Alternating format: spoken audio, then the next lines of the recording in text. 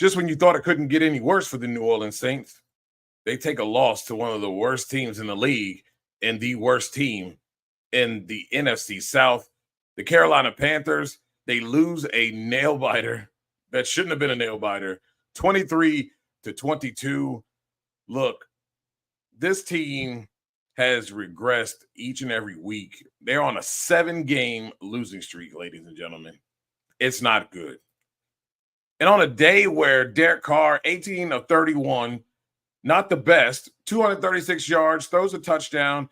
The big thing that stands out, they had no turnovers, man. No turnovers with this football team, and they still managed to lose. They had 427 yards of total offense. They ran the ball pretty well, 230 yards with a committee of running backs, and yet they come away with a loss. There are a few things that do stand out when you look at this football team, and one of those things is third down conversions. 33%.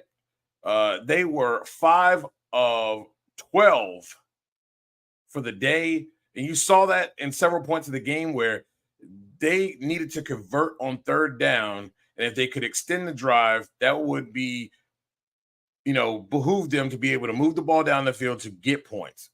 And on the opposite side, the defense did well in holding the Carolina Panthers at bay. They were only 4 of 10 on third down, but when you allow big plays, and the biggest no-no here is the turnovers in this thing. Look, he threw some darts out there. Great catch here for a touchdown. But this team just struggled to consistently. They were in the red zone 4 times, only came away with converting 2 of those. And the biggest thing is the penalties. 10 penalties for 109 yards. And the biggest penalty came late in the game when you have Bryce Young throwing deep, trying to defend the ball. He doesn't look back, runs through the guy. Pass interference. Sets them up for that touchdown. That go-ahead touchdown. And a credit to them, they kept fighting. They never quit. This was one heck of a play where you take the ball away. They had 1 takeaway on the day. Just not enough.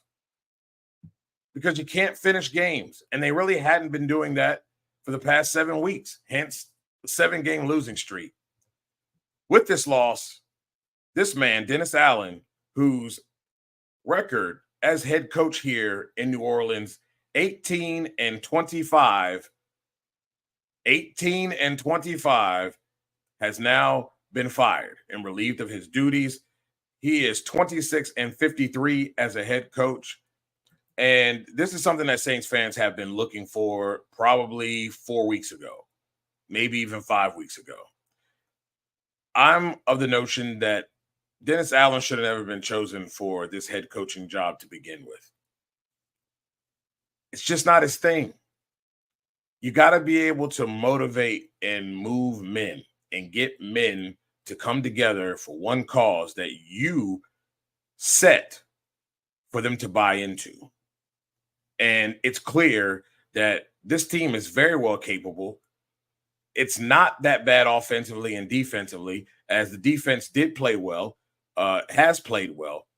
He's called some great games as a defensive coordinator, but he's just that, a coordinator, not a head coach. And when you got guys like Alvin Kamara talking about the naming off people that are very well capable and that they're capable of turning this thing around and winning, and not mentioning your head coach, that says a lot.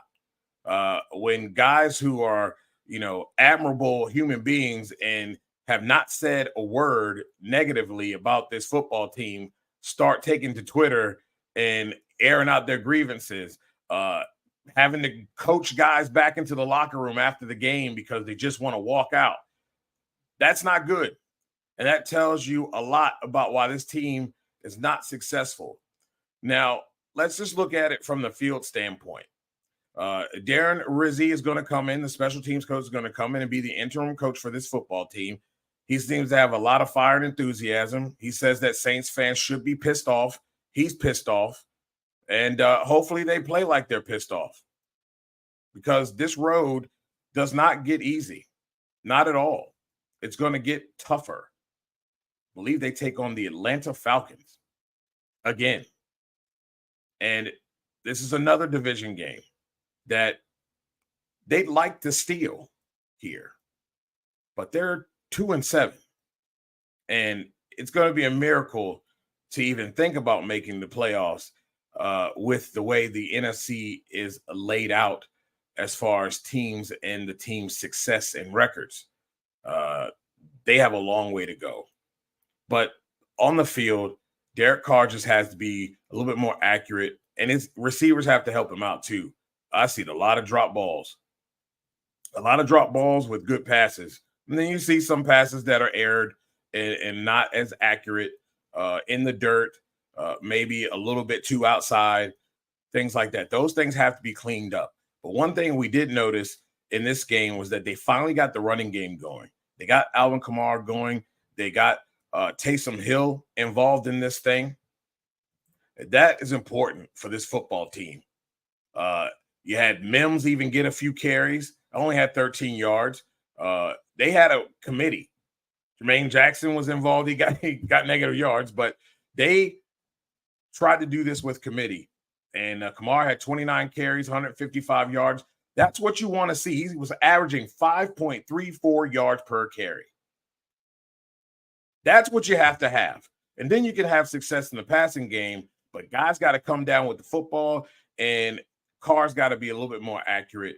And sometimes he's got to release the ball instead of stutter stepping and hitching and delaying and being late with the football. That stifles drives. Makes you go 3 and out. And when they needed it and late in the game, they could not convert on 4th down and ended up having a turnover on downs to try to get into some type of position to kick a field goal. And that's disappointing. Very disappointing. So we will see where this goes for this Saints organization. Again, Dennis Allen out. Darren Rizzi is your interim head coach, and they move on to take on the Atlanta Falcons. The Atlanta Falcons, and a team that is rolling right now, but can be had, because that Atlanta Falcons defense is a Jekyll and Hyde defense. They play well sometimes, and they give up big plays sometimes. And as you saw, Cowboys almost came back and tried to seize that thing late. So it's going to be interesting to see what spark ignites for the New Orleans Saints in week 9 for this team and for the fans. Again, I'm Dujane Bland from Sports Journey. We're out.